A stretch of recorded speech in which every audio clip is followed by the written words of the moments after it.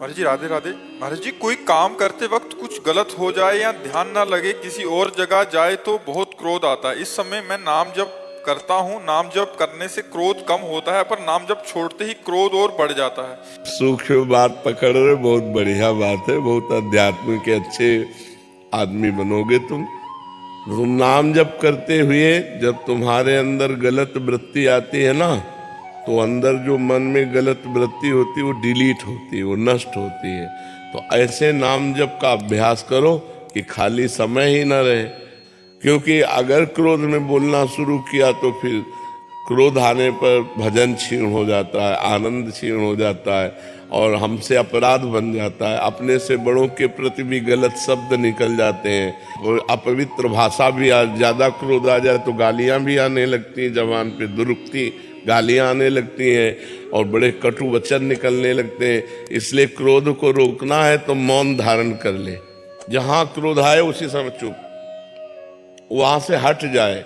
जहां जिस अवस्था में क्रोध आ रहा हो उस परिस्थिति का त्याग कर दे, एकांत हो जाए, मौन हो जाए, उस समय बचे। अब ये नहीं कि भिड़े, अगर भिड़े तो फिर क्रोध आ गया, फिर गाली गलौज, फिर मारपीट, फिर हिंसा। इससे जितना बचा जा सके। ये राक्षसी प्रवृत्ति है, क्रोध जो है ये आसुरी प्रवृत्ति है, ये नाश कर देती है। इसलिए सबको इससे बचना चाहिए।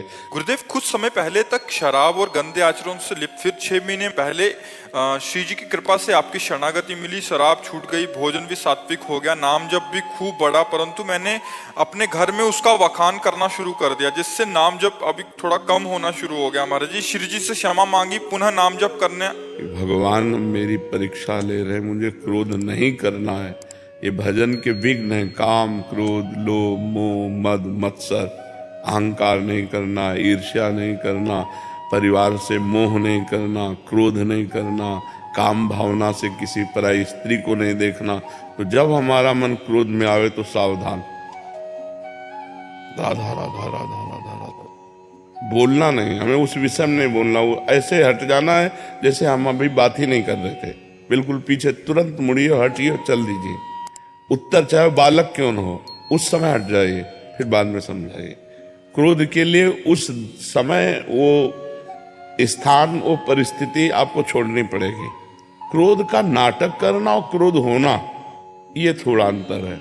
बच्चे में क्रोध को करना होता है, परिवार में क्रोध करना होता है, जरूरी है। जैसे छोटे छोटे बच्चे हैं, अगर वो भयभीत हमसे नहीं हुए, थोड़ा थोड़ा भय होना जरूरी।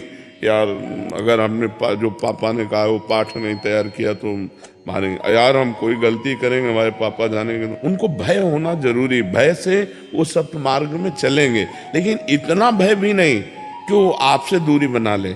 कभी मित्रवत व्यवहार करके ऐसे बैठते हैं, खेलते हैं कि वो अपनी छोटी सी छोटी कमियां भी आपको बता दें, और कभी पिता की तरह हम होकर उनको डांटते हैं, जिससे वो भयभीत होकर के असत मार्ग का त्याग कर दें। ऐसे आप पिता है, अगर अपने पुत्र को अच्छे आचरणों से युक्त करना है तो कभी कभी क्रोध का नाटक करना पड़ता है। खेलने के लिए मोबाइल दे दिया गया और धीरे धीरे धीरे धीरे वो मोबाइल से इतने गंदे आचरणों में प्रयुक्त हो जाते हैं, इतनी मलिन बुद्धि हो जाती है कि अपने पूज्य माता पिता का अपमान करने लगते हैं और हेलना करने लगते हैं, और इतना दूर निकल जाते हैं सत्मार्ग से कि लौटना मुश्किल हो जाता है। गंदे गंदे व्यभिचार में, व्यसन में फैल जाते हैं। तो ये क्रोध करना अनिवार्य है। बिना अध्यात्म से जुड़े किसी का जीवन मंगलमय नहीं हो सकता। आज हमारा समाज जितना अध्यात्म से बिलग है, उतने देख लो क्रूरता में पहुंचता जा रहा है। कैसे कैसे समाचार आते हैं।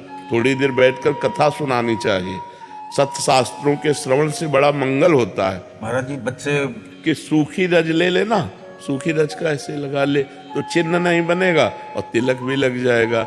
अब स्कूल में तो जो पढ़ाई हो रही है, आप देख ही रहे हो, आधुनिकता की पढ़ाई हो रही है, और ऐसे ऐसे आचरण नौजवानों के हो रहे हैं जो जो नहीं होने चाहिए। क्या ये विद्या है? विद्या तो वही है जो विनय और सद्गुण की उत्पत्ति कर दे, विनय और सद्गुण की उत्पत्ति कर दे। आज तिलक लगाने को लोग रोका जाता है। आज भगवत कार्य को अगर माला डाल के जाए वो, तो उसको रोका जाएगा, उसका उपहास होगा। अगर भगवान नाम कीर्तन, भगवान नाम जप करके और पाठ, तो ठीक है, क्रोध करना नहीं है, पर क्रोध का नाटक जरूर करना चाहिए।